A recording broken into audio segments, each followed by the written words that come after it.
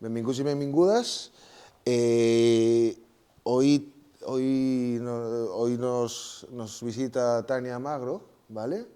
Que es doctora arquitecta, muy buena amiga y experta en temas de perspectiva de género, entre otras muchas cosas.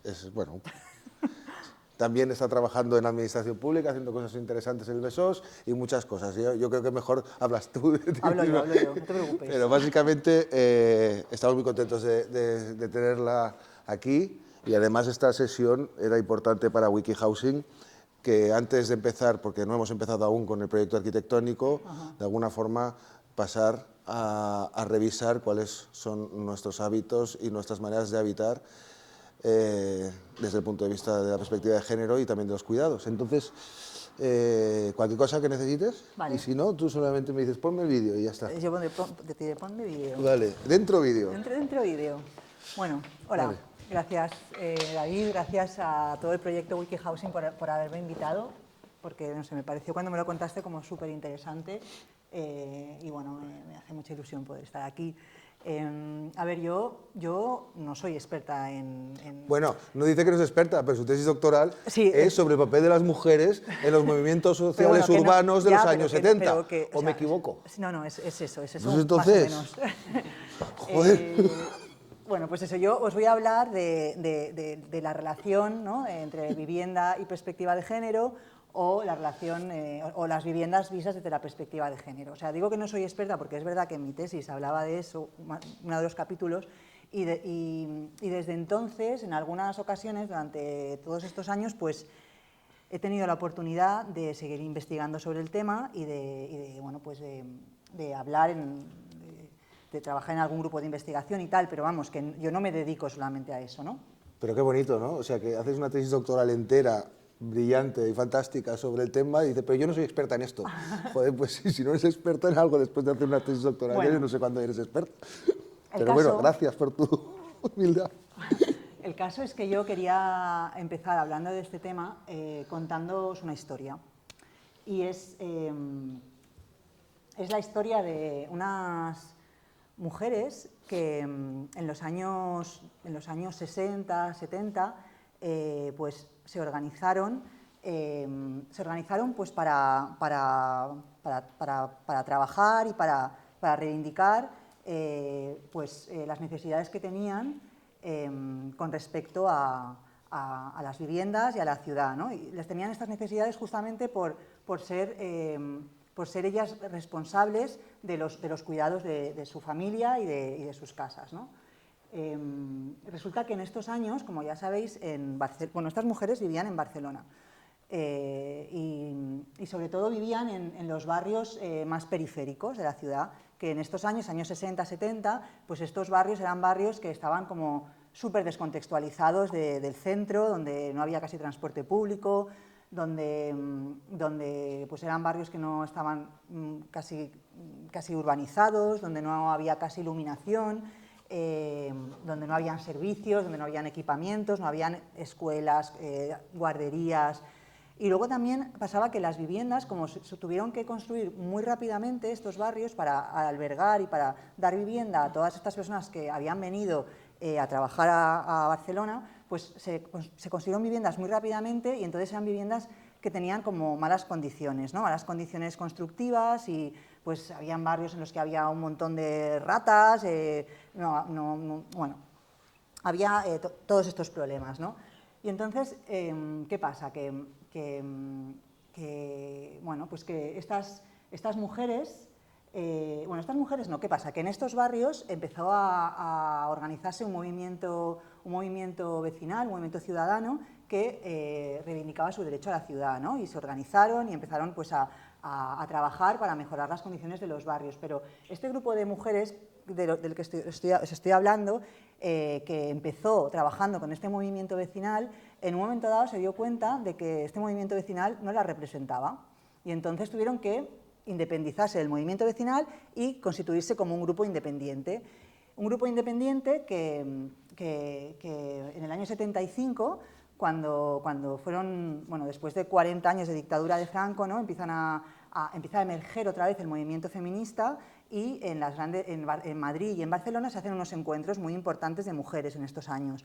Y entonces, este grupo de mujeres del que os estoy hablando, pues va a este encuentro que hay en Barcelona en el año 75, en las primeras jornadas feministas de aquí de Barcelona, y va justamente para hablar de estos problemas que tenían ellas, ¿no? Como responsables del trabajo, de los cuidados, de su familia, del cuidado de la casa, o sea, lo que se llama el trabajo reproductivo. Como responsables del trabajo reproductivo tenían muchos inconvenientes en las viviendas y en el barrio, ¿no?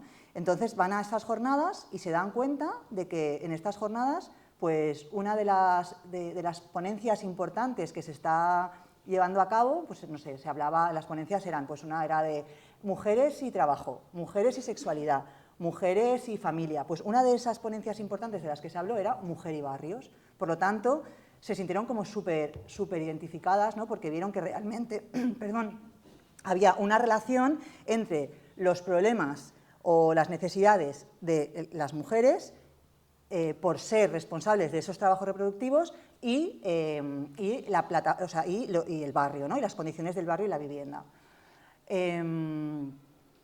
Y bueno... ¿Te puedo hacer una pregunta sobre el dibujo? Sí. ¿Es por casualidad de...? Yuro. Yuro. ¿La conoces?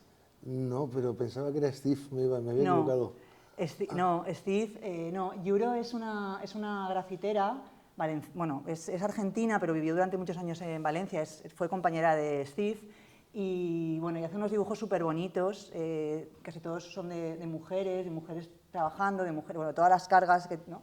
Y, bueno, y quería poner sus dibujos porque se murió hace un año y, no sé, era muy amiga mía y me apetecía como poner sus dibujos. Y además que me lo he pasado súper bien como encontrando dibujos que tuvieran que ver con lo que estoy hablando, ¿no? Entonces me ha gustado hoy. Bueno, total, que os estaba contando así. Entonces, esto, claro, entonces, ¿no? Se hizo muy evidente en estas jornadas esa relación entre mujer y barrios, ¿no? Entre lo que os he contado antes. Estas son algunas imágenes de lo que os estoy contando, ¿no? Pues la primera imagen, ¿no? Estos barrios que están descontextualizados, que están en malas condiciones, viviendas mal construidas, no hay urbanización, no hay transporte público, no hay equipamientos, no hay servicios. El segundo es un cartel como súper significativo de lo que estoy diciendo, ¿no? O sea, estas mujeres que son en ese momento eran las responsables al 100% del trabajo reproductivo, ¿no? Ahora sí que ese trabajo reproductivo, ¿sabéis qué es el trabajo reproductivo, no? Es el trabajo de los cuidados, el cuidado de las casas, el cuidado de, el limpiar, cocinar, el cuidar a los niños, cuidar a los maridos, ¿no? Cuidar a las personas mayores, a los enfermos. En esa época, el 100% del trabajo reproductivo lo hacían las mujeres, o sea, era así, ¿no? Acordaros de vuestras abuelas y no sé qué. Ahora ya no tanto, ahora ya es más compartido, pero en ese momento sí, y eso es importante. Y entonces, bueno, este cartel, ¿no? Que es muy significativo de cómo esas mujeres que se ocupaban de todo, ¿no? Se ocupaban del trabajo productivo, del trabajo reproductivo, se ocupaban de la lucha, de la reivindicación, de tal... El siguiente cartel, ¿no? Cómo salen a la calle y empiezan a pedir esos espacios que les pueden ayudar a sobrellevar, ¿no? esas tareas que se les han ido adjudicando, ¿no? Esos roles de género, ¿no? Podríamos decir. ¿No? Queremos un espacio para jugar. También querían, pues eso, servicios, equipamientos, bueno, un montón de reivindicaciones que ahora veremos. Y cómo van a estas jornadas feministas, ¿no? Y a partir de estas jornadas también hay una serie de publicaciones que empiezan a hablar sobre este tema, sobre esta relación entre mujer y barrios.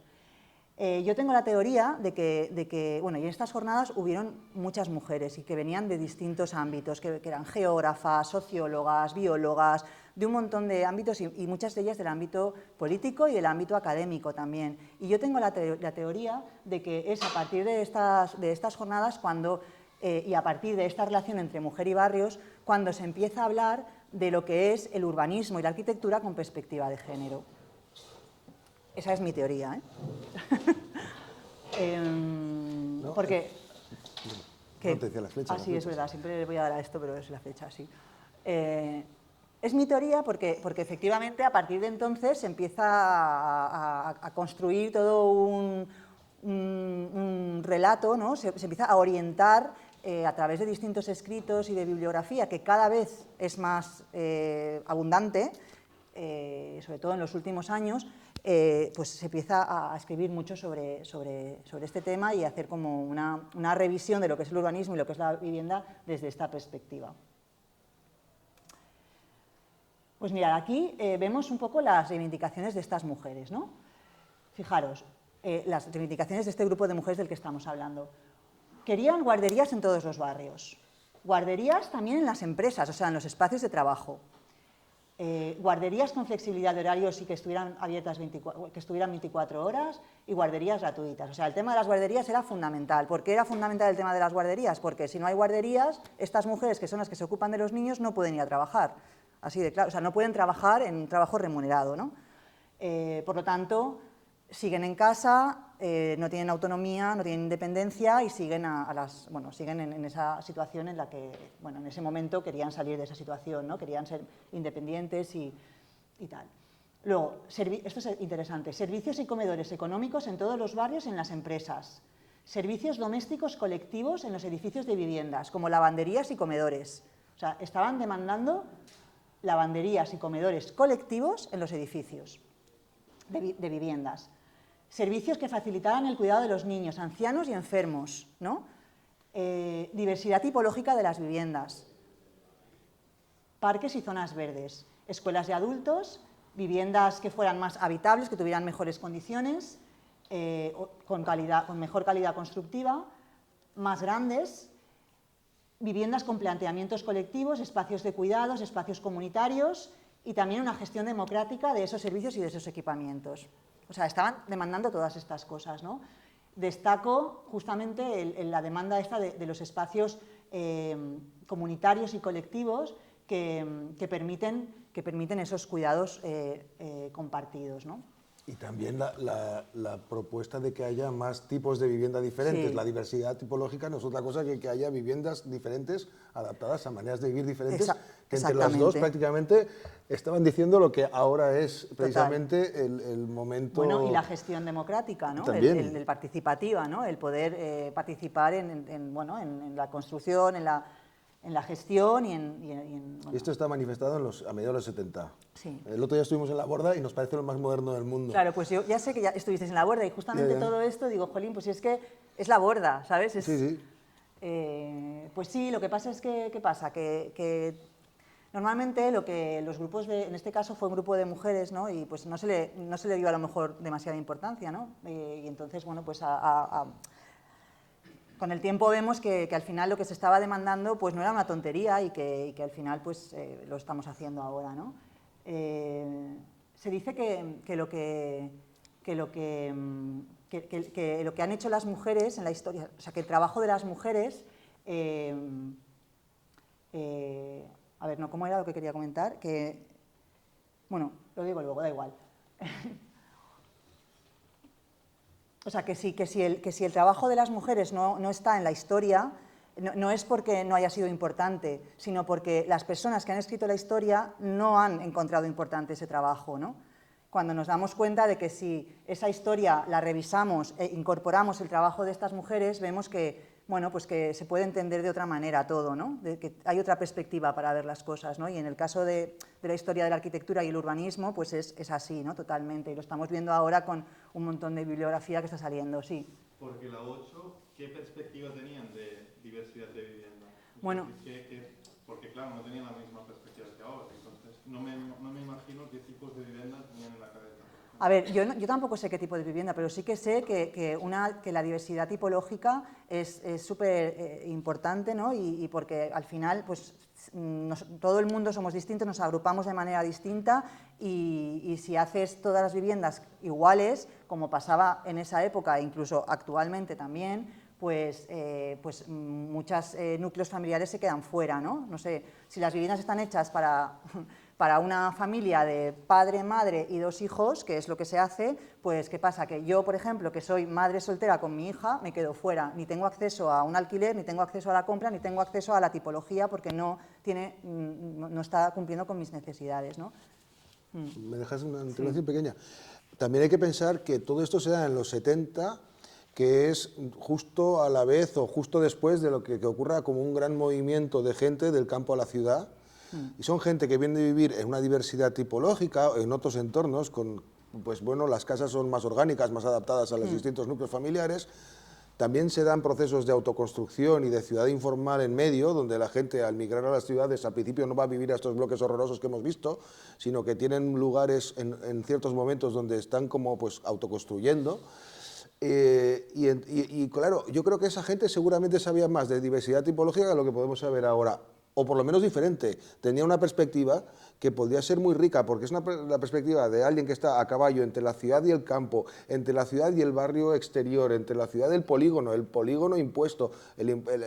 Yo creo que debía ser muy violento y evidente que te obligaban a vivir como persona pobre o persona de clase humilde, tenías que ir a parar a unas viviendas que habían proyectado unos señoros no sé dónde y que me parece que es de esperar que, ya que están pidiendo tantas cosas necesarias e interesantes, aunque llame la atención que lo hicieran en aquella época, en el fondo no es sorprendente, ¿no?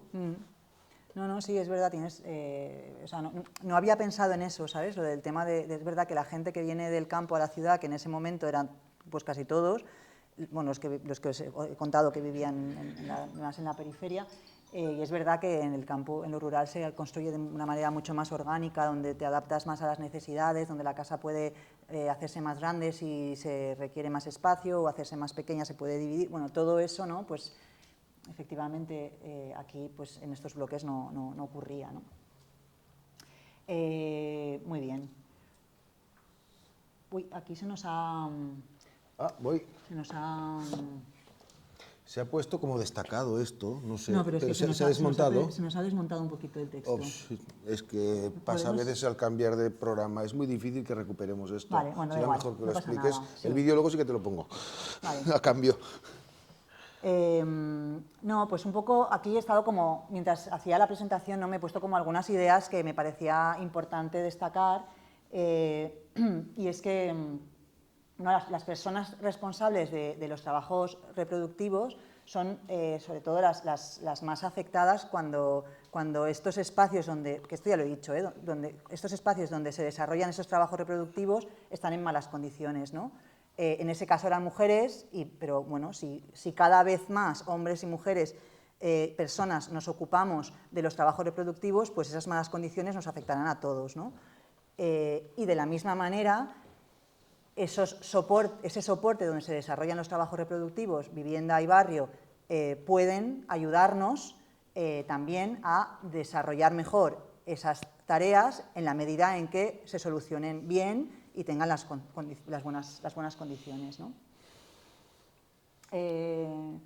Otra idea, ¿no? Es que cuando hablamos de arquitectura con perspectiva de género, el género no se está refiriendo al destino de la cosa, o sea, no es una arquitectura destinada a un género específico, sino que el género se refiere al origen, a la experiencia desde donde se analiza la cosa, ¿no? O sea, es decir, una perspectiva desde la experiencia de aquellas personas, hombres o mujeres, a las que se les ha asignado unos roles de género. Y en este caso, son los roles de ocuparse de la casa, de hacer la compra, de cuidar de los niños, de los enfermos, de las personas mayores, ¿no? Lo que decíamos antes. Y esto lo digo porque a veces me ha pasado en algunos foros así como más convencionales, tipo reuniones con constructores. Es que justamente me pasó el otro día, estaba en una reunión, pues yo trabajo en la administración pública, estábamos en una reunión, ayuntamiento, no sé qué más, y con unos constructores que estaban haciendo tal, y se introdujo el tema de que era importante en la urbanización de una calle, pues aplicar el tema de la perspectiva de género por las circunstancias, no sé qué. Bueno, pues la persona esta en concreto, ¿no? Y eso lo he oído muchas veces, ¿no? El tema de, pues sí, hombre, pues ya estamos haciendo todo para las mujeres, no sé qué, no sé más, ¿no? O sea, como que hablar de perspectiva de género, hablar de un urbanismo, una arquitectura feminista, parece para algunas personas que es que estamos haciendo, y al contrario, ¿no? Lo que se está haciendo es desde esa perspectiva se están haciendo ciudades y viviendas mucho más inclusivas, ¿no? que tienen en cuenta a todas las personas. Por lo tanto, el género no es lo que digo, ¿no? No se refiere al destino, sino al origen, a la experiencia desde donde se estudia esto. Luego, otra cosa importante es el tema de la vida cotidiana, ¿no? Que se compone de varias esferas. La vida cotidiana se compone de la esfera del trabajo reproductivo, de la esfera del trabajo productivo, de la esfera de los cuidados propios y de ocio, y también de la esfera comunitaria, ¿no? De todo lo que hacemos en comunidad y por la comunidad. La división de estas distintas esferas de la vida cotidiana provoca el antagonismo y la exclusión y, por lo tanto, la desigualdad de condiciones y oportunidades. Por lo tanto, los espacios que permiten compaginar las diferentes esferas de la vida cotidiana permiten la inclusión que hace posible la vida de las personas en igualdad. Por lo tanto, es importante que busquemos espacios donde compaginar las distintas esferas de la vida cotidiana, ¿no? Y bueno, y esto creo que en estos últimos años también lo hemos visto como muy evidente, ¿no? Espacios habitables donde podamos compaginar todas esas esferas, ¿no? Donde podamos trabajar, donde podamos cuidar, donde podamos reunirnos, donde podamos hacer un montón de cosas, ¿no? Todo lo necesario para desarrollar esa vida cotidiana. Espera, vale.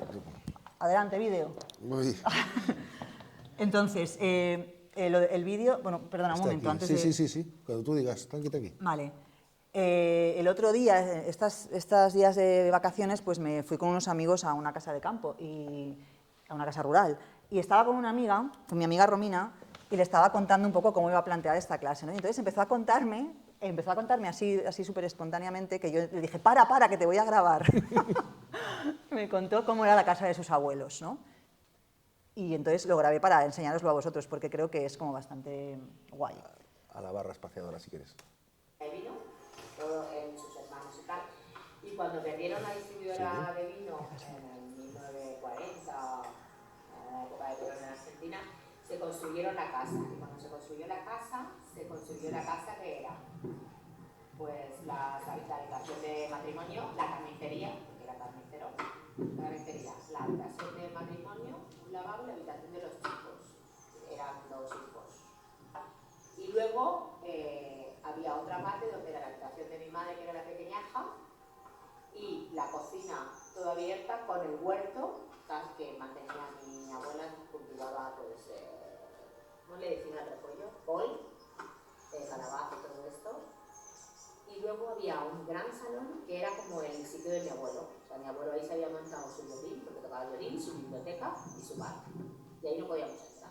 Ahí solo podía entrar mi abuelo y solo se podía ir al final de año, Navidad, y creo que las fiestas así, cumpleaños de familia y ya está. Entonces, cuando el mayor se fue al ejército, ahí fue donde mi abuela ganó un poco de terreno y se puso la habitación de mi tío, pues la tabla de planchar, ¿no? Y la silver para coser. Para coser para otros y ganar dinero. Y mi abuelo hasta el día que murió, pues tenía el sitio ese era su sitio. Pues estaba cómodo, sus libros y su violín.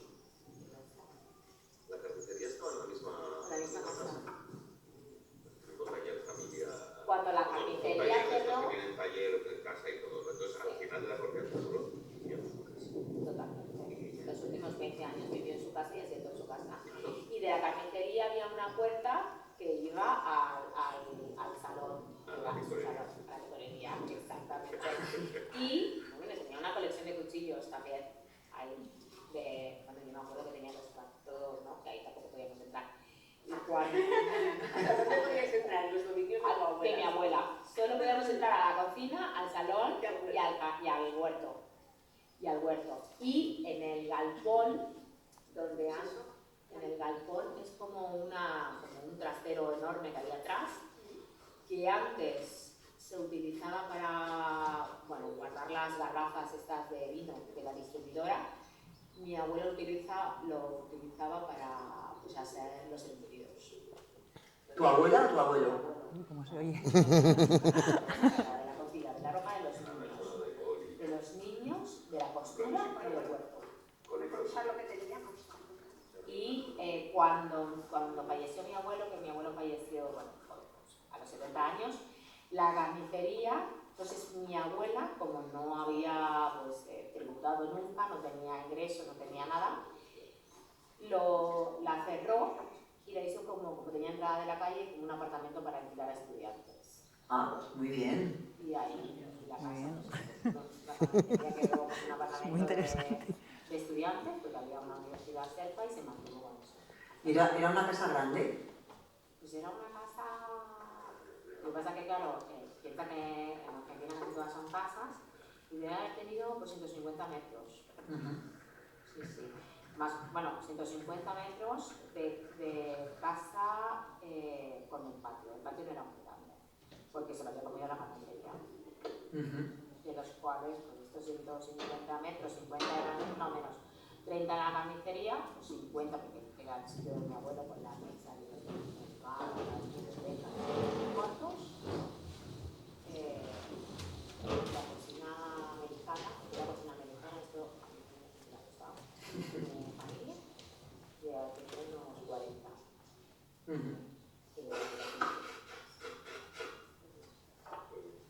Antes para entrar a la biblioteca tenía que pedirle permiso a mi abuelo, o sea, ¿no? Entonces, si ves la estructura de mi casa es totalmente distinta. El despacho, hay dos para empezar. Hay dos, en mi casa hay, bueno, sí, tiene mi padre un despacho y mi madre, ya desde la construcción, mi madre se hizo un taller donde ella cose y además donde tiene sus herramientas y tal, no es solamente costura, pero de una forma. Y la cultura, por decirlo de una forma, está al acceso de todos nosotros, no solo de mi padre, ¿sabes? La zona común, está el sofá en la zona común, están los libros en la zona común y está, bueno, deberían los vinos en la zona común, pero que tomamos más vino todo menos mi padre, o sea que ha sido un poco al revés, claro, evolucionado. Muy bien. ¿Alguien tiene alguna pregunta más? ¿Alguna cosa? ¿Se le puede hacer preguntas? Muy bien. Voy. Lo que oíais ahí, era que en el otro lado era una mesa y estábamos pelando verduras. Esto es de aprovechar el fin de semana, ¿eh? Sí, sí, estábamos como medio cocinando y tal. Bueno, pues esto se ve fatal, no pasa nada. No sé. Entonces, en este vídeo, ¿no? Como que se ve claramente como los roles asignados culturalmente a cada sexo, ¿no? se manifiestan o se representan en los espacios que habitamos, ¿no? O sea, es total. Bueno, pues, ¿no? Romina decía, los espacios de la abuela, ¿no? Los espacios de la abuela eran la cocina, el huerto y el espacio de coser, ¿no? El espacio para coser, que aprovecha cuando se va su hijo, coge el espacio para transformarlo en un espacio de costura. Luego, los espacios del abuelo eran el salón, la licorería, la biblioteca, la carnicería, y además eran espacios privados en los que no podían entrar y que estaban comunicados entre ellos, ¿no? Y luego ha hablado de otros espacios que también son muy interesantes, como es el espacio del galpón, que era un espacio de almacenaje, ¿no? Importante, ¿no? El almacenaje en las viviendas, el patio como espacio exterior, también importante, y también una cosa a mí me ha parecido como muy importante, o sea, interesante, ¿no? Es el tema este de la vivienda de alquiler, o sea, ese espacio que en un principio era la carnicería, que estaba en la propia vivienda, en relación, o sea, comunicada con la vivienda y comunicada con la calle, por lo tanto, un espacio que podría ser independiente y que la abuela, muy lista ella, que no tenía recursos económicos, cuando el abuelo se muere lo que hace es alquilarla para tener dinero, ¿no? Y entonces es una posibilidad ahí que vio como muy rápidamente. Bueno, pues, entonces un poco, bueno, esto, ¿no? Lo que escribí aquí, que era el tema de que los roles, pues, asignados a cada sexo se manifiestan o se presentan en los espacios que habitamos.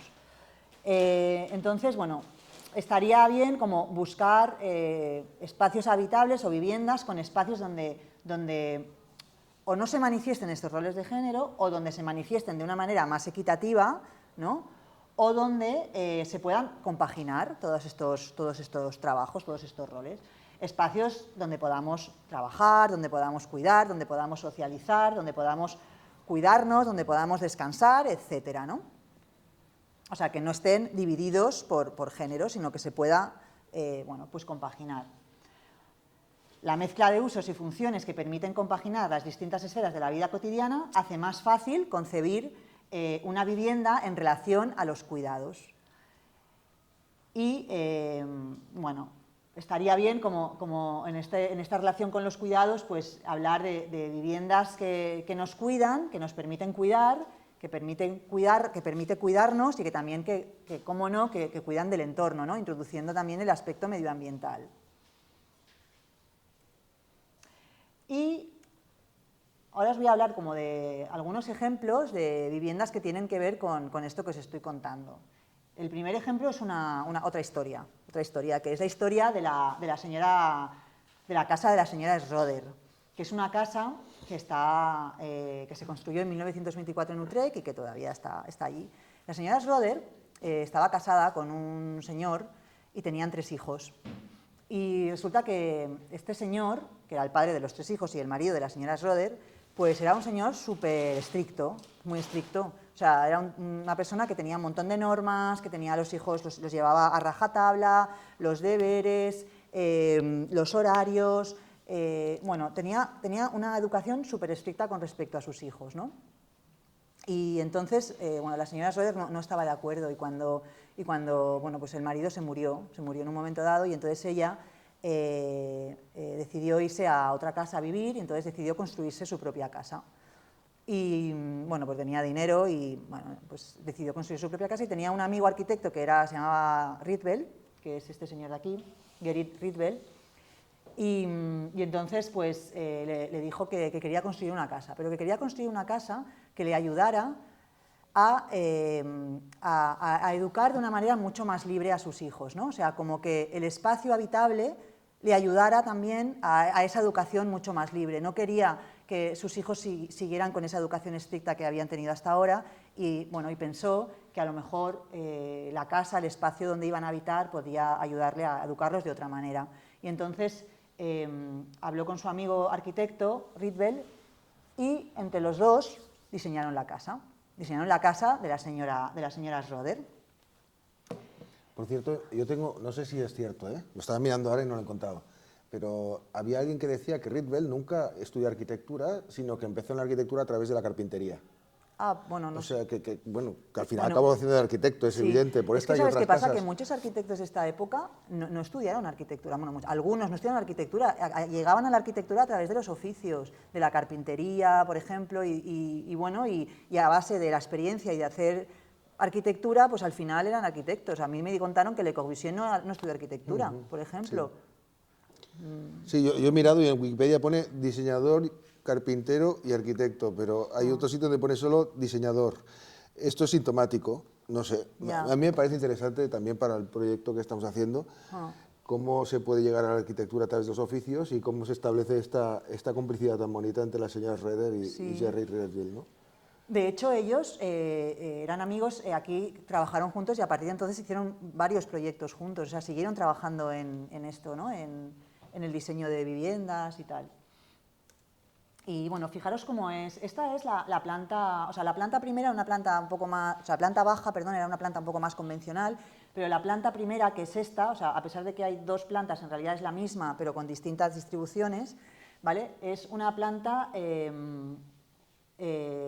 ¿Todos sois arquitectos y arquitectas? No, para nada, ¿no? Vale.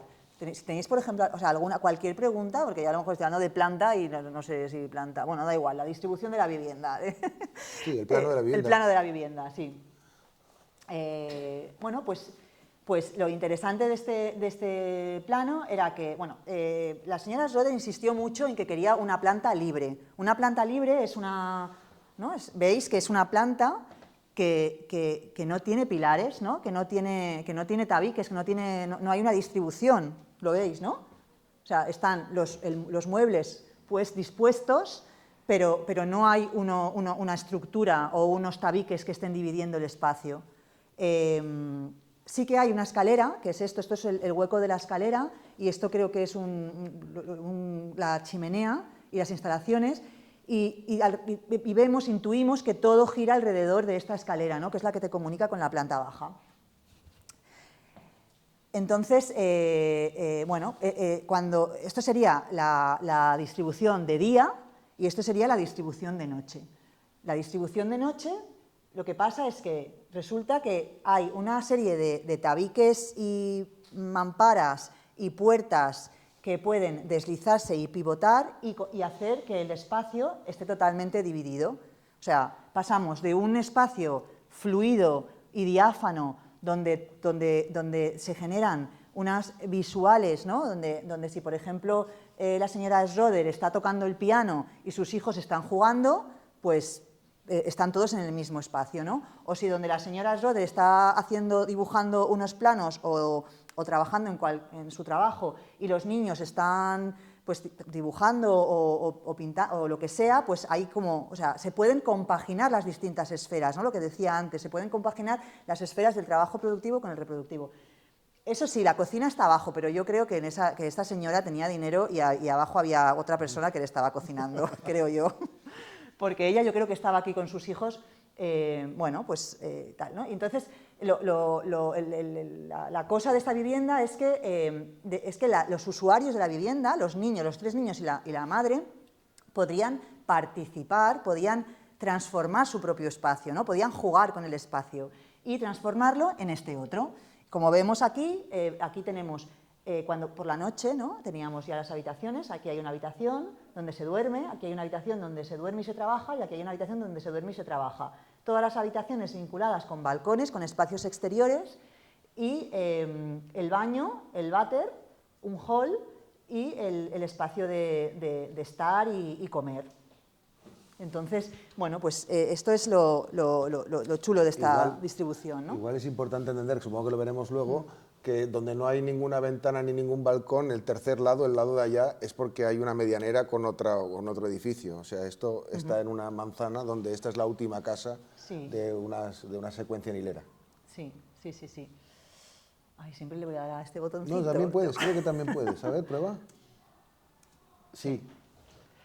Vale, pues nada, estas son algunas imágenes del espacio interior de la vivienda, ¿no? Donde vemos, pues, sobre todo en las imágenes de abajo, esas 3 imágenes, que es el mismo espacio, pero es la secuencia de cómo el espacio está abierto, medio cerrado y cerrado, ¿no? Generando esos espacios más independientes de noche y, sin embargo, más abiertos, un espacio totalmente abierto de día. Y lo importante que yo quería transmitir era eso, cómo ese espacio de día, permite realizar las distintas funciones, ¿no? Y permite de alguna manera tener esas visuales y esa relación espacial y visual de toda la vivienda. ¿Verdad que no parece que sea una casa de hace 100 años? Ya, es que es muy fuerte, ¿eh? ¿Eh? Para nada, ¿no? O sea, yo la compraba ahora mismo, o sea, me parece más moderna que la mayor parte de las que veo hoy en día hechas hace 5 años. Y bueno, y esto es la casa vista desde fuera, que bueno, realmente esta casa siempre que se explica desde el movimiento neoplasticista, ¿no? Porque es como súper paradigmática del movimiento neoplasticista y de la arquitectura neoplasticista, pero como veis todo se puede explicar de muchas maneras, ¿no? Y pues a mí me ha parecido como bonito explicarlo desde esta perspectiva más de género y de los cuidados y de la vida de la señora Schroeder.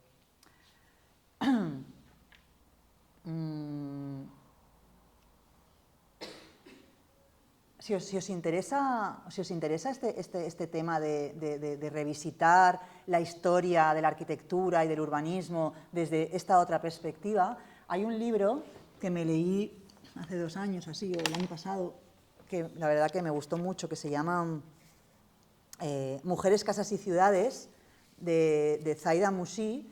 Pues es eso, ¿no? Hace una revisión de la historia de la arquitectura a través de esta perspectiva y donde visibiliza como el trabajo de muchas mujeres como Truus Schroeder que sin ser consideradas arquitectas pues trabajaron en el mundo de la arquitectura y del diseño e hicieron pues trabajos pues importantes y que aportaron pues muchas cosas, ¿no? Vale, otro ejemplo que os quería explicar esto es un conjunto de viviendas que se hizo en Viena de 1993 a 1997, que son 360 apartamentos.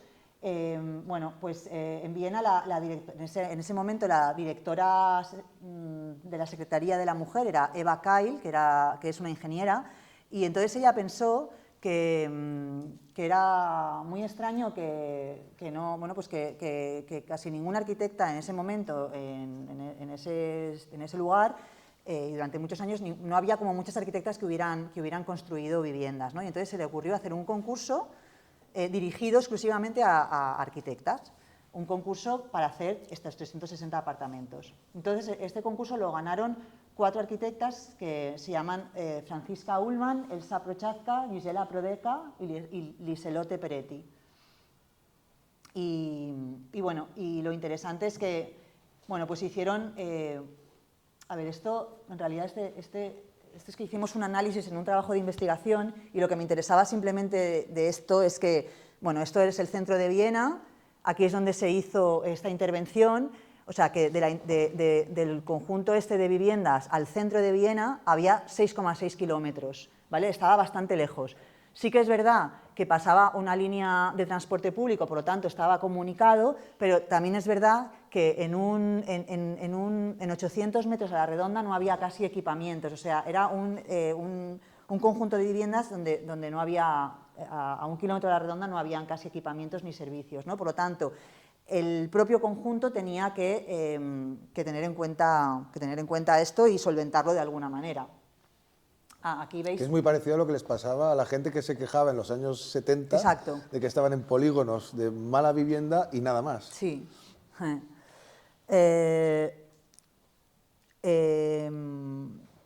Vale, estaba pensando que me encanta que hagas estos comentarios porque me haces reflexionar sobre cosas que yo no había pensado. Entonces, es genial porque nos vamos complementando y está muy guay. Si a alguien se le ocurre algo así que vaya, o sea, que podemos, quiero decir que esto, cuanto más participemos todos, mejor. Y que me hagáis un montón de preguntas también sería guay. Bueno, el caso es que aquí las 4 arquitectas, ¿no?, que cada una hace como interviene en un bloque distinto. Esto también es interesante, ¿no?, porque, quiero decir, no todo, son 360 viviendas, imagínate que la hubiera hecho solamente una arquitecta, o sea, sería como un poco rollo, ¿no? Entonces, al final, que haya diversidad también está muy bien, ¿no? Nada, de esto simplemente comentar que, bueno, pues esto es el ámbito de intervención, entonces un poco la estrategia es hacer un recorrido, o sea, como una calle lineal que recorre todo el conjunto y a través de esta calle vas accediendo a los distintos espacios comunitarios que son un poco más privados, o sea, vas de lo público a lo privado, ¿no? Es una gradación de lo público a lo privado. Esto que está en azul son los núcleos de comunicación, o sea, tú desde esta vía más pública vas accediendo a los núcleos de comunicación y vas ya a las viviendas. Y lo que está en naranja son los equipamientos, ¿no? O sea, es un conjunto que se equipa, que es donde hay toda una serie de equipamientos que permite, pues, esa autonomía del conjunto con respecto. ¿Sabes más o menos lo que hay? Si son sí, escuelas... lo vamos a ver ahora. Vale. Sí. Lo digo porque como aquí todo el mundo no es arquitecta. Claro. Hablar de equipamiento es mejor ilustrarlo. Sí, mira, equipamientos, pues me refiero a que, por ejemplo, aquí hay una guardería súper importante, una guardería con su jardín, que sería esta fotografía de aquí, la guardería. Esto era una comisaría de policía. Aquí tenemos zonas deportivas, o sea, hay como toda una sucesión de juegos para edades distintas, o sea, de juegos para niños más pequeños, de juegos para adolescentes, y luego continuamos con zonas de deportes, espacios polivalentes. Esto es un espacio polivalente cubierto, un espacio de deporte cerrado, bueno, toda esta serie de equipamientos, y luego también es importante que hay espacios comunitarios, ¿no?, en este conjunto de viviendas, espacios comunitarios y también espacios de guardado. comunitarios, como son las bicicletas y también los carritos de la compra, los carritos de los bebés. Todo esto se guarda en estas zonas de aquí. Otra cosa importante es el tema por ejemplo, todo esto son, esto son unas escaleras de acceso a las viviendas que son medio transparentes, ¿no? O sea, las visuales, como eso también, el poder ver y ser visto, genera de alguna manera autonomía y seguridad, ¿no?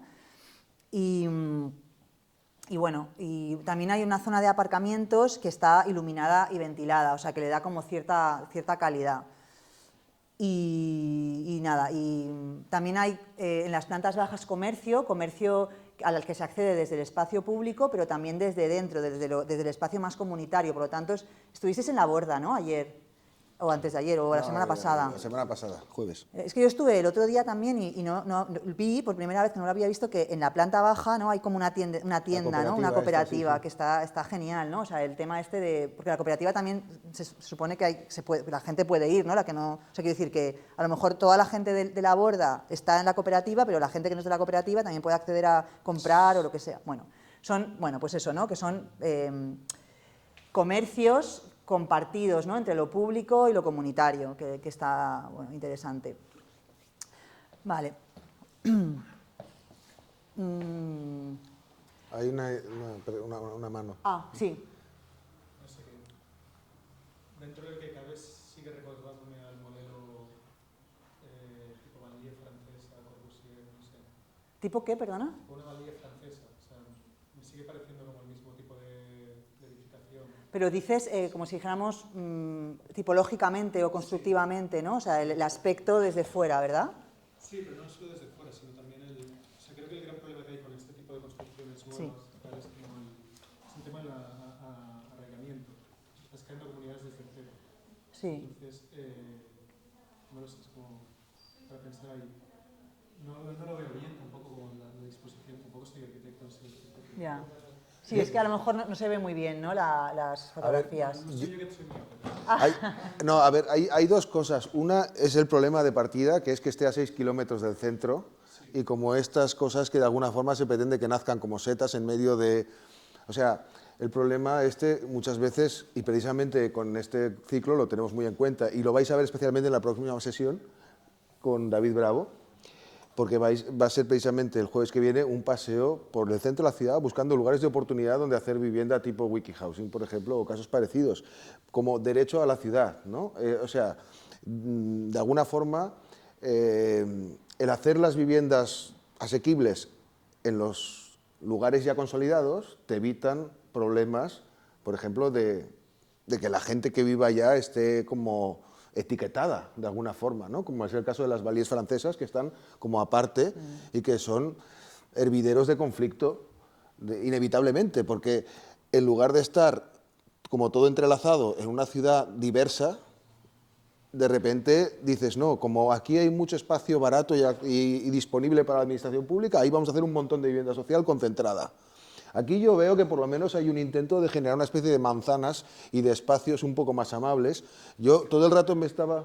No, bueno, no, ya, pero me parece interesante también la apreciación esta. Desde el momento de que es una especie de zona autónoma, tiene el problema de que está desintegrado de lo demás. Hay otra cosa que me gusta mucho, que seguramente también lo sacará David el próximo día, que es un dicho, que no sé quién lo dijo por primera vez, pero es de sentido común, pero nunca veo que se utilice. Cuando se habla, por ejemplo, de movilidad urbana, de movilidad sostenible, ¿no?, de la posibilidad de desplazarse de una forma sostenible, hay una cosa muy sencilla, y es que si las casas están donde deben estar, hay muchos menos problemas de movilidad. La gente puede desplazarse caminando o como mucho en bicicleta o con un golpe rápido de tranvía o de autobús, y puedes ir a donde quieras, y entonces evidentemente ahorras mucho tiempo, ahorras mucho combustible o mucha energía. Este tipo de cosas a mí me preocupa, porque además cuando ves los concursos de vivienda social que se desarrollan hoy en día, todavía están como muy desperdigados por las periferias, porque es donde están las grandes bolsas de suelo.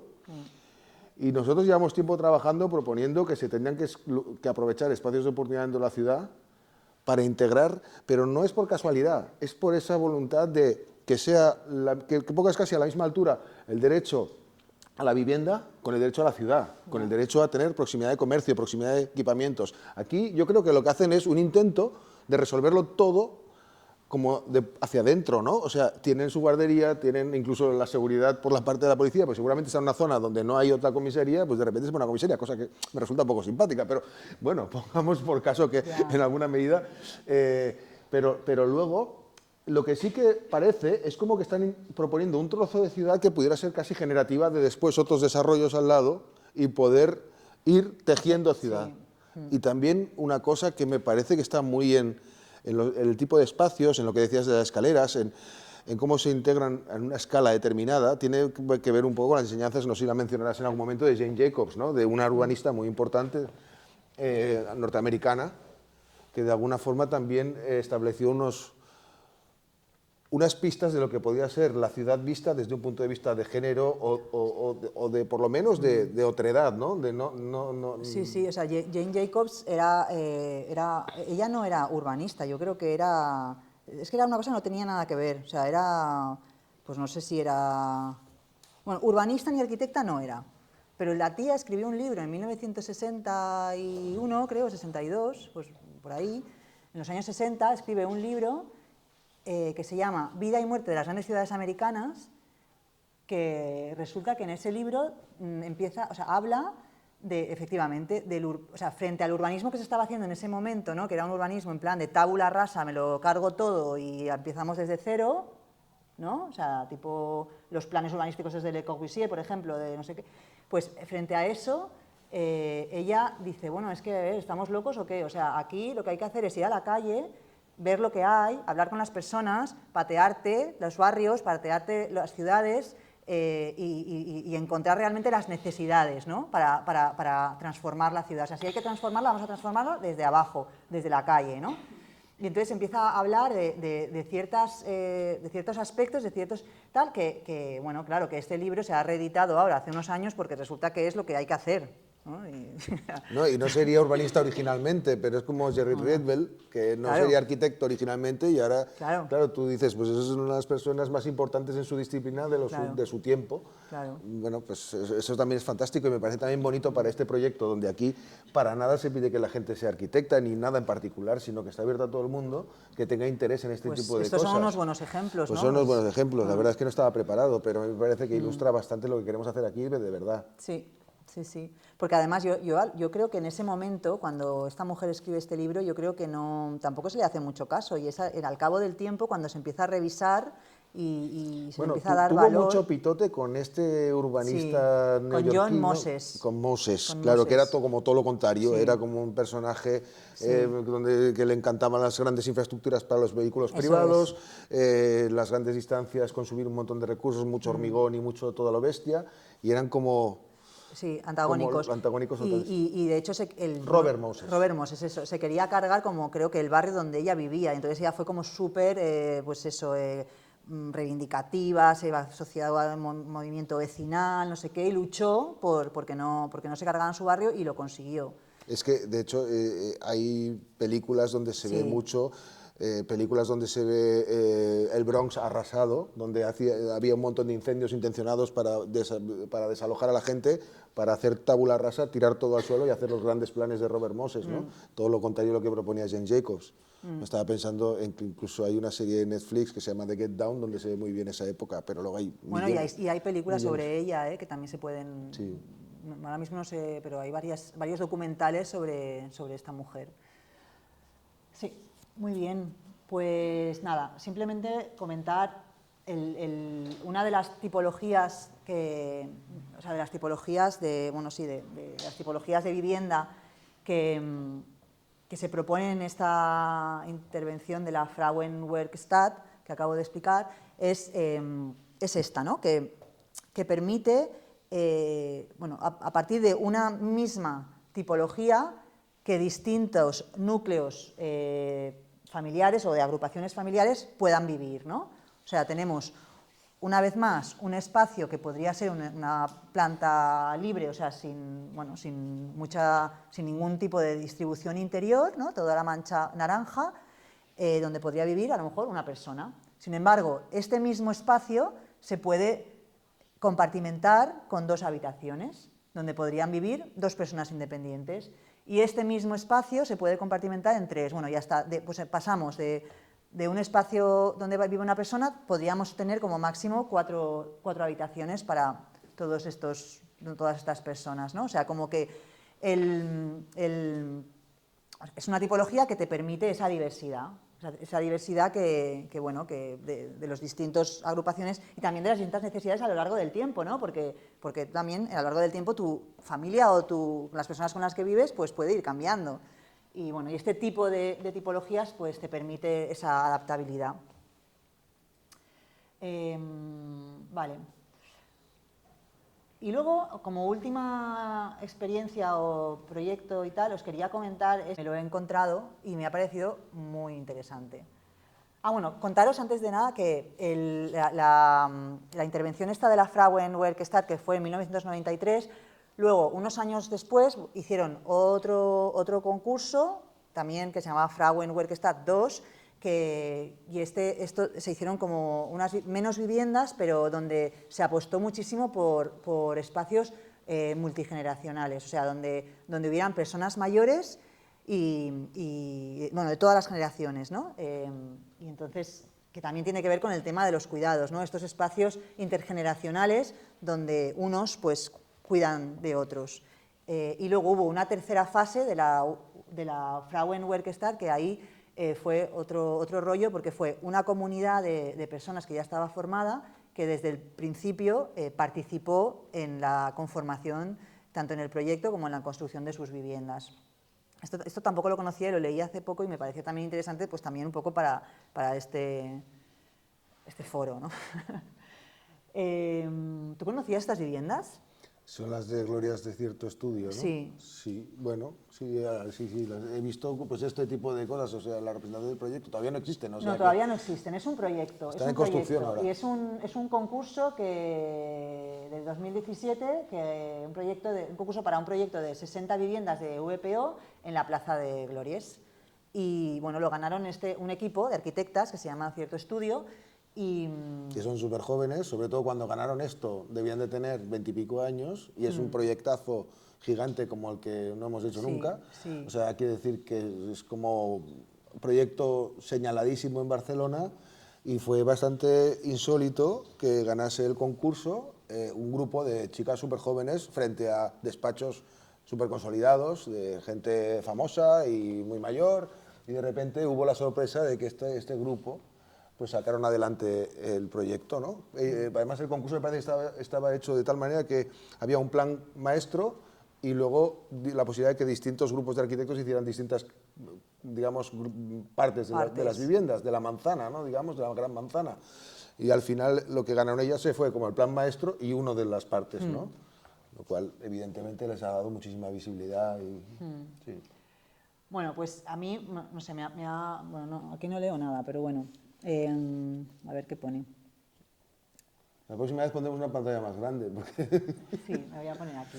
Pero bueno, no sé si se trata mucho de entrar en detalles ahora. No, pero bueno, me parecía interesante del edificio, o sea, cómo a nivel urbanístico, no a nivel urbano, a nivel de ciudad, bueno, es que también creo que estas arquitectas como que también conocían bien, pues, muchos de los estudios y de los estudios de vivienda con perspectiva de género, de urbanismo con perspectiva de género, y también conocían bien el proyecto que he explicado antes de la Frauenwerkstatt, y está genial porque han podido como unir todos esos conocimientos en este proyecto, ¿no? O sea, a nivel urbano, cómo se implanta este edificio en la ciudad, ¿no? También se vuelve a generar una calle que lo atraviesa, y desde esta calle se accede a esos patios más comunitarios, ¿no? Generando otra vez esa sucesión entre lo público y lo privado, ¿no?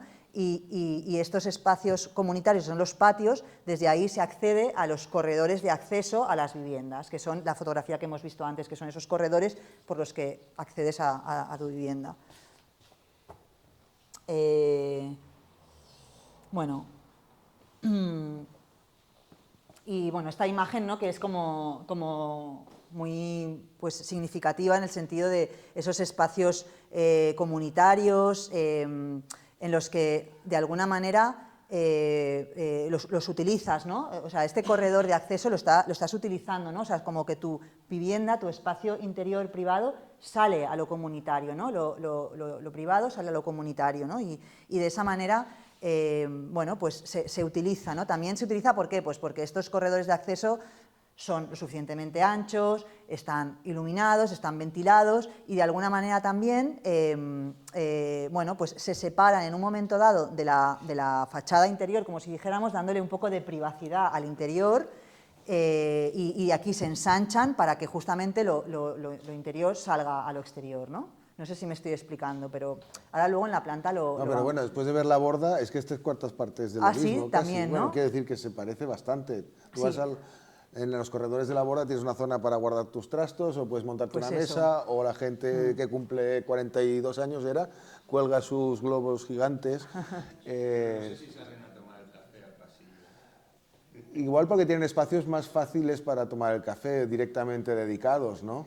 Pero bueno, sí, puede ser, no lo sé. Luego también el tema este de los Pero patios. esa idea de la corrala, perdona, esa idea que dicen que se basa mucho en la idea de la corrala andaluza, la corrala madrileña, ¿no? De que tú, es algo que es propio de vivienda barata, pero a la vez es una cualidad que tiene la vivienda barata que no se espera de otra forma o que no se da en otro tipo de viviendas más burguesas o llámale como quieras. Y de repente esos corredores de acceso, que es la forma económica de acceder a un montón de viviendas pequeñas, adquieren mucha vida y se genera una comunidad.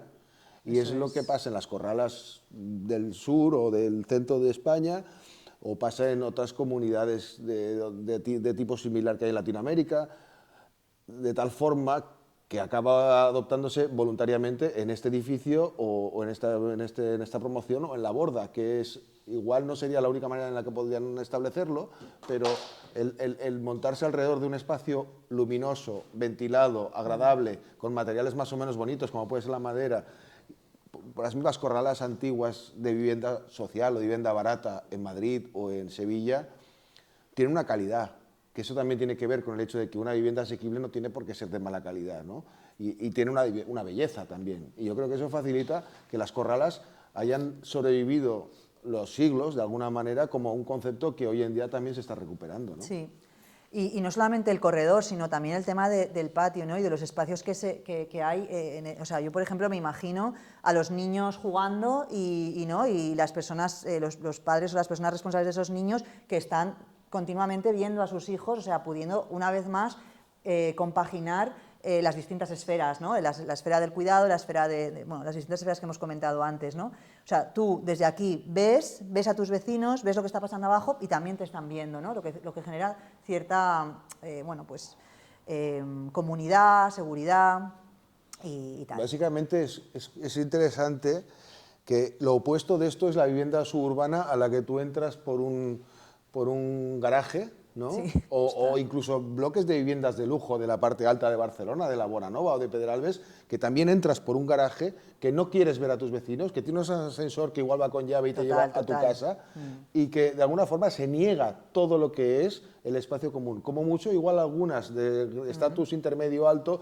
tienen una piscina comunitaria y tal, pero no hay un espacio como bueno, unitario. ahí estás segregando totalmente lo privado de lo público, ¿no? Y bueno, y estás evitando el tener esos espacios compartidos, que al final los espacios compartidos y comunitarios también están dejando como el tema de socializar los cuidados, ¿no? De delegar un poco, ¿no? O sea, no sé, yo me imagino que toda esta gente que está viviendo aquí se conocen entre ellos y que también conocen a los niños que están jugando abajo y que si yo vigilo, o sea, si yo estoy viendo cómo está tu hijo por ahí, o sea, y el mío también, pues que al final se socializan los cuidados, ¿no? Y esa responsabilidad que tenían antes las personas en los años 70, ¿no? Esas mujeres que estaban totalmente responsables de sus hijos, en estos casos, estos espacios van a permitir que esas responsabilidades se deleguen un poco, ¿no? Y que se socialicen, ¿no? Y que, bueno.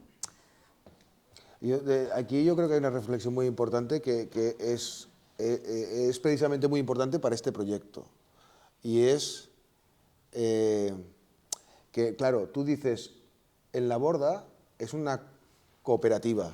Entonces, la gente que vive en el edificio que visitamos el otro día se conoce de antemano y ha trabajado conjuntamente para hacer posible ese edificio. En un edificio de corrala tradicional eso no sé si pasaba, me imagino que no. Se En conocerían con este el edificio, tiempo. por ejemplo, tampoco se va a dar desde el primer día. No. La gente que hemos perdido mucho esa capacidad de vivir en sociedad o de vivir en comunidad en las ciudades, y sobre todo en las grandes ciudades, en este proyecto va a ser extraño, por lo menos desde mi punto de vista, como el día que repartan las llaves, de repente todos de 0 a 100, como en un instante van a pasar a ser todos vecinos. Ya. Y evidentemente no desde el primer día me voy a preocupar de qué le pasa a tu hija, o de, No, claro. no sé, o voy a tener como la confianza y el desparpajo de salir con la cafetera aquí y decir, ¡hey, Manuela, qué pasa! Aquí estoy tomándome el café. En la boda eso sí que se puede dar más fácilmente. En la corrala tradicional seguramente por el ambiente popular que había, donde había también un vínculo en común en cuanto a manera de ser y tal. Pero la pregunta es, en este proyecto precisamente lo que se está intentando es hacer vivienda con recursos públicos, al fin y al cabo vivienda pública, pero con una filosofía aprendida de iniciativas como puedan ser las iniciativas cooperativas. Es lo que te iba a decir. Entonces, este tipo de dinámicas creo que se pueden dar, aunque no sea vivienda cooperativa y sea vivienda pública, porque precisamente la participación, como pasa en el proyecto de Caldas o en que estamos haciendo ahora y tal, que la gente se conoce, porque aunque no se conociese antes del proyecto, aunque no compartiesen barrio, aunque no se conociesen por casualidad, se terminan conociendo en el proyecto.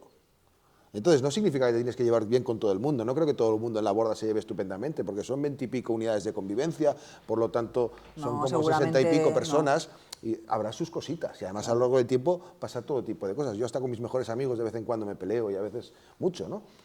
Pero la idea de que haya algún tipo de comunidad en la base del proyecto. Mientras que en la vivienda pública como esta, la vivienda pública es que se asigna por sorteo y se da, si tienes suerte te toca una vivienda de protección oficial y te da una llave y con un alquiler bajo y de repente ¡pum! Y si no estás en una lista de espera esperando que te lo den, es otra cosa. Ya. Y lo siento de haber propuesto este alto y reflexión, porque es que tiene que ver precisamente con la propuesta original del proyecto de WikiHousing. Ajá.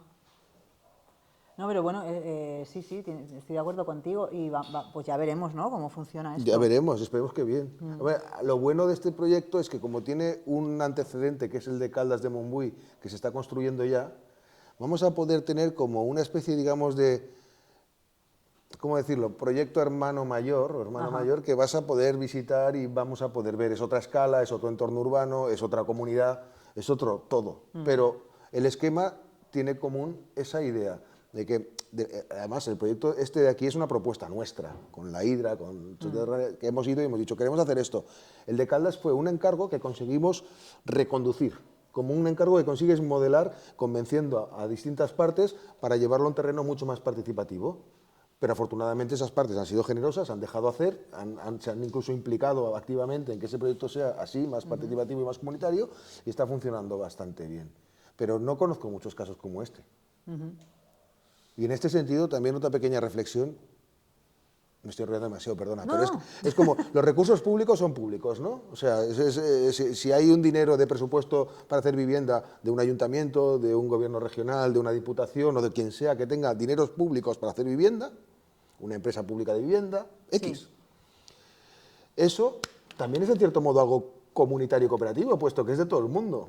Por lo tanto, si hay un mecanismo de acceso que sea justo, a la hora de poder entrar en una cierta comunidad, quizás es la solución a aquello que se dice mucho de las cooperativas de vivienda, que son muy bonitas, pero no están al alcance de todo el mundo. Ya, no están al alcance de todo el mundo porque tienes que tener dinero para poner la primera cuota, para pagar una cuota mensual, para no sé qué, un compromiso que ojalá pudiera estar al alcance de todo el mundo, pero no lo está. Si le damos la vuelta como intentando que lo público sea mucho más comunitario, como podría ser, y yo creo que se ha visto con algunos proyectos que no son de vivienda, no sé, da igual, no hace falta ahora volverse ahí. Pero siempre ha habido una tensión entre la reivindicación de lo público, que en el caso de la vivienda no se ha dado de esta manera hasta ahora, creo. Ojalá que haya casos, ¿eh? Ojalá que de repente me digas, no, es que, no sé, en Vigo hay una cosa fantástica. Ojalá, pero de momento no parece muy así, ¿no? Pero bueno, ya está, perdón. Bueno.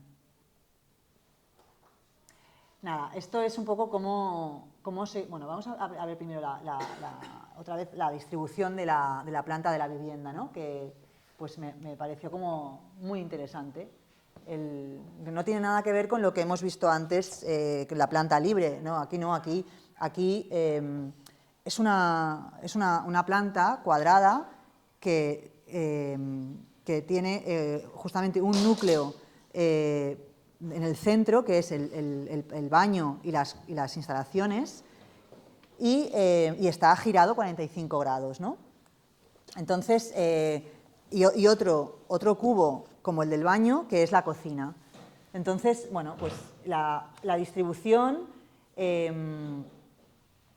pues es flexible, ¿no? ¿Por qué se da esta flexibilidad? Porque justamente los espacios que se consiguen son espacios como más o menos de las mismas dimensiones. Por lo tanto, ahora veremos que esta configuración del todo permite, esta composición permite que estas viviendas puedan ser, una vez más, de una habitación o de 2 habitaciones o de 3 habitaciones, consiguiendo esa flexibilidad para distintos núcleos familiares, ¿no? De agrupaciones familiares.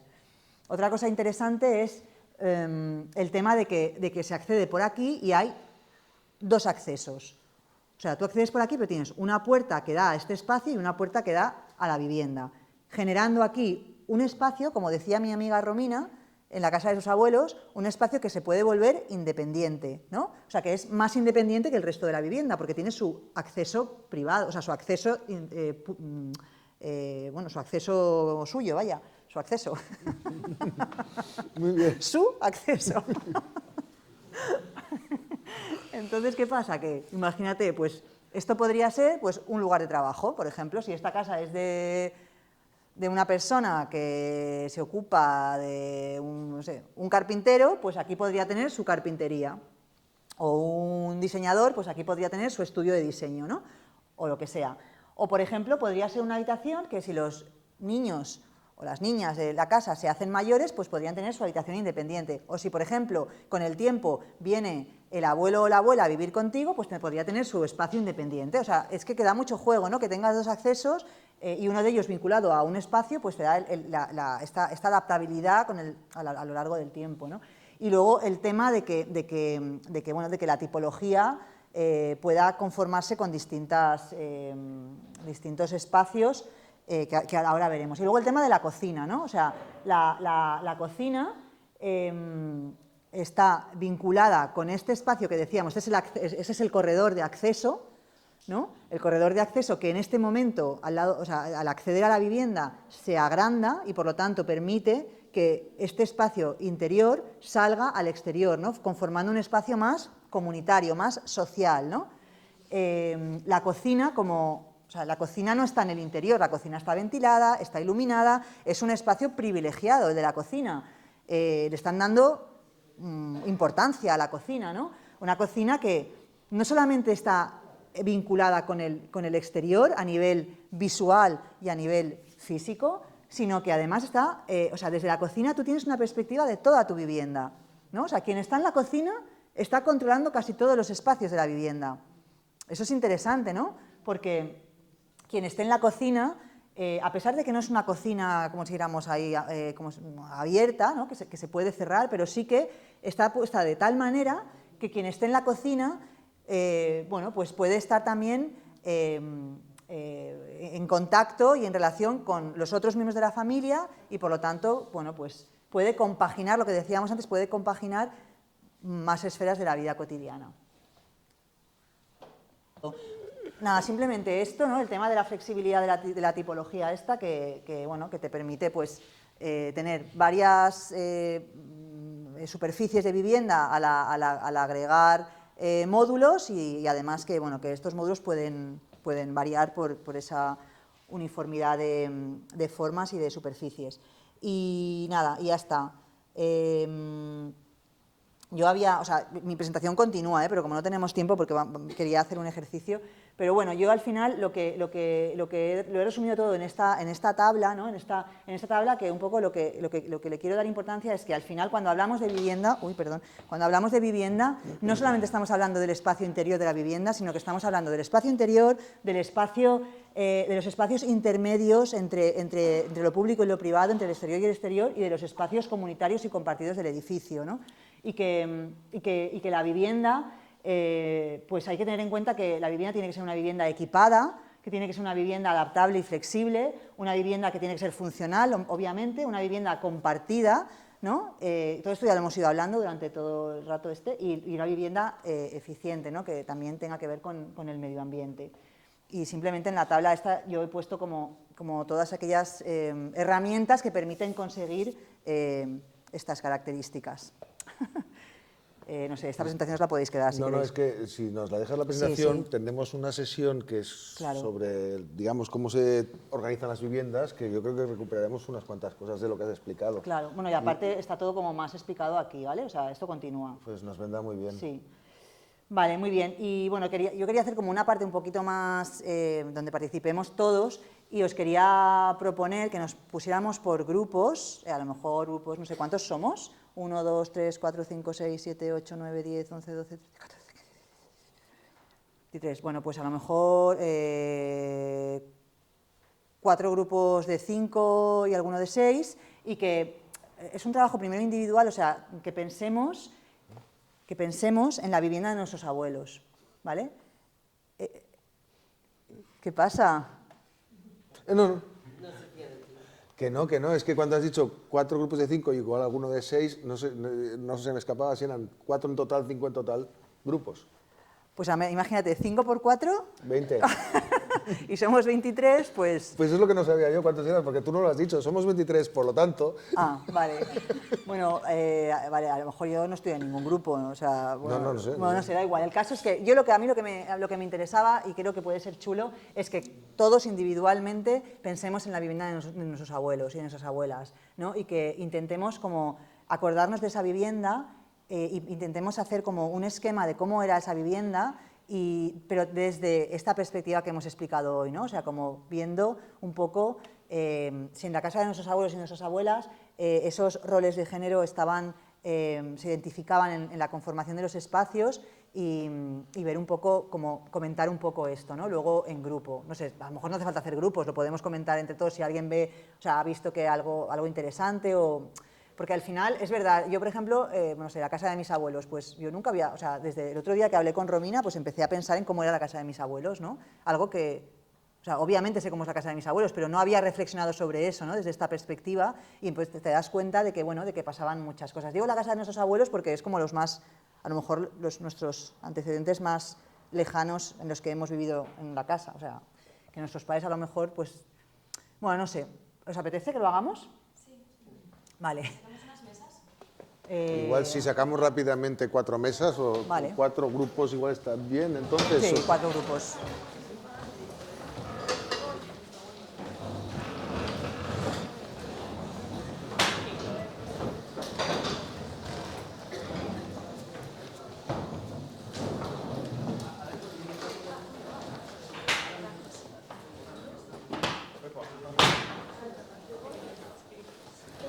Espera un segundo.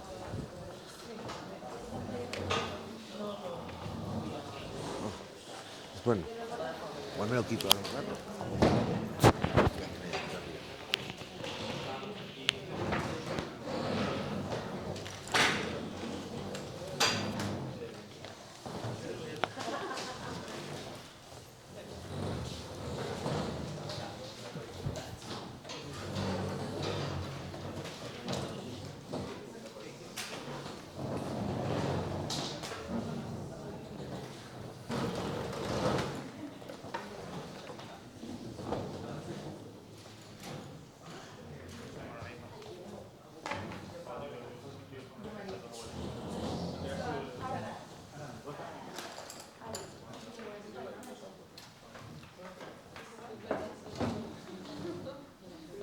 O sea, la cosa es un poco reflexionar individualmente y acordarnos de esa casa, intentar hacer como un esquema de cómo funcionaba la casa y a lo mejor pues por grupos comentar, ¿no? lo que veamos que puede ser interesante y luego pues a lo mejor un portavoz de cada grupo nos puede contar al resto lo que habéis un poco comentado en el grupo, ¿no?